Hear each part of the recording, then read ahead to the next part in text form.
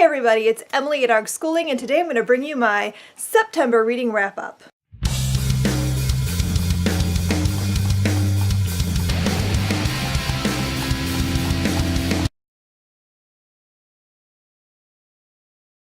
So September was a weird month for me for reading. I feel like I didn't read that much, even though I know that I did. Like, looking at my pile, I did read quite a few books. But it feels weird because the beginning of the month I finished up it, and that was like the beginning of a reading slump, and it took me all month to pull out of it. So I'm just going to show you what I read. I read a total of 6 books. 2 are graphic novels and 2 are children's books. So you can see I kind of played it easy this month because honestly it took me forever to pull out of this slump. So as I said, I started the month reading it. I had been reading it all through August. I finished it at the beginning of September. And it took forever. I had like the worst book hangover. It's just such a good book, and I spent so much time in it, and then I saw the movie twice, so it was like my brain just could not leave Derry, Maine. It was hard. But I did. I successfully broke out of that slump. Of course, I give it 5 stars. It's one of my favorite books. Next up, I read on my Kindle, This Is Where It Ends by Marieke Nijkamp. I think I'm saying that wrong. But anyway, I read this ebook. This is a young adult about a school shooting, and I have to say I didn't love it. I didn't really like it. It was okay.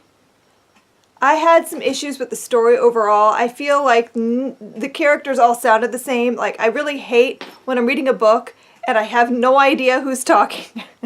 It drives me crazy. And this book jumps from perspectives. I think it covers like either 4 or 5 different characters, and they all sounded the same. So I kept forgetting who I was reading from. Like, which character is this again? I don't know. It drove me nuts. So that was a big downside to me. And then my other issue is character development. This book just sort of glosses over the whole idea of why a person would go to such lengths to commit a shooting. Like, what drives a person to do something like that? It never explained it. I mean, a couple different characters had some awful home life stuff going on, and this guy was no different. So what made him go and shoot people and not the other kids? It didn't make sense. It never really got explained, besides maybe he's just a bad person. I don't know what I'm supposed to take away from that, but I feel like it's too complex of an issue to generalize it that way. I think it needed a little more development. And I felt like the number of kills, the massacre itself was just so ridiculous. It's like, it's a bad enough story, and it didn't need to be that overblown, if that makes sense. I don't know. I felt like this book had a lot of problems, and I wanted it to be better than it was. And overall, I just didn't like it. I gave it 2.5 stars. Next up, I read 2 books in the Lock and Key series by Joe Hill and Gabriel Rodriguez. Oh my goodness. I got these for Christmas last year. And I've really been wanting to get to them. I just haven't gotten there yet for whatever reason. So I decided that I really want to read them now. It's a spooky time. I want to read lots of spooky things, and these just fit the bill for that. These are so much fun. I'm dying to read the rest of the series. I have them. I have all 6. I just haven't had a chance to pick the rest of them up yet. But these are so interesting. It follows this family who's been through a tragedy, and they have to leave their town and go and live on this weird island called Lovecraft. And on this island, this family has a house that's been in their family for a while. And so they move back to this house, and the kids in the family start to discover some strange things. There's these weird keys that have powers and that you can do different things. And someone is after all the keys, and they're trying to get them. And the kids are trying to figure out the mysteries, and oh, it's just so interesting and good, and it's so weird, and I just love it. I don't know what is going on in Joe Hill's head, but his stories are so strange and so interesting, and I just love them. So yeah, if you haven't read these and you're not sure you're going to like graphic novels, this is a great place to start because these are so well done. The art is really beautiful. and it's really good. You should read them.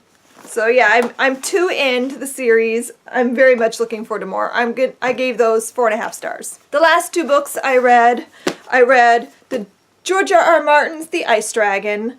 I read this for iSat Rat. I needed a short book, and I was like, hey, wait, this is super short. This is an illustrated children's book, and it's like just over 100 pages. So I decided to read this for the readathon, since it is a short book, and I knew I would be able to read it really quickly. I don't know what to think about this yet. For some reason, I found it confusing, because maybe my brain just really wants it to be Westeros, even though nothing in this story has anything to do with Westeros. But you have dragons and this weird, like, cold atmosphere. I don't know.